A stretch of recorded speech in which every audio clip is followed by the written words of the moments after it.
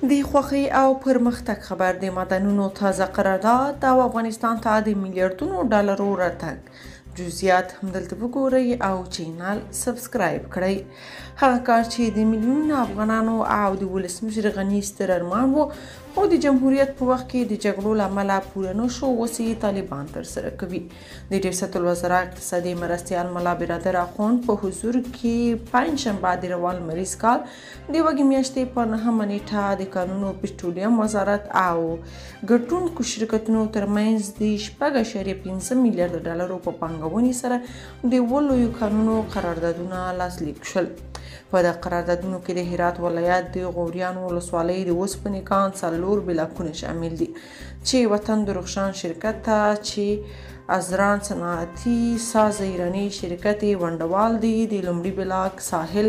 شرق میانه شرکت ته چې د رینور افغاني او اپکول ترکی شرکتونه ونډوال دي، دوهم بلاک شمس ملي شرکت ته چې جی بی ام ای ډی ریسورسي انګلستاني شرکتونه یې ونډوال دي، د دریم بلاک باختر فولاد شرکت ته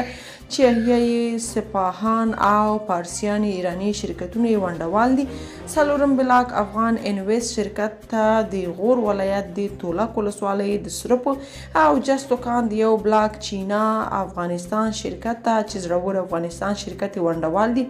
د تخار ولایت د چعاب ولسوالۍ د سمیټیو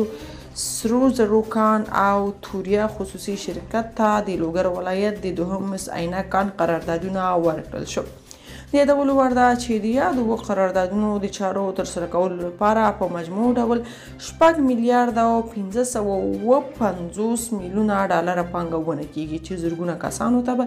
کاري زمینه مساعده او د هیواد په اقتصادي وضعیت کې بعد پام وړ ښه والی راشي. شنونکي وایي دا قراردادونه او عملي کولای شي یا باید لوړ کړي، د کارموندنې فرصتونه رامنځته کړي، د افغانۍ ارزښت لا نور هم پیاوړی کړي او په عموم کې اقتصادي وده تقویه کړي. خلک له طالبانو غواړي چې د هیواد اوسنی بد اقتصادي وضعیت ته په کتو همدا یې لاره ده چې افغانستان مخ پر وړاندې یوړل شي. که تاسو په دې اړه څه نظر لرئ په کومنټ کې شریک او چینل سبسکرایب کړئ.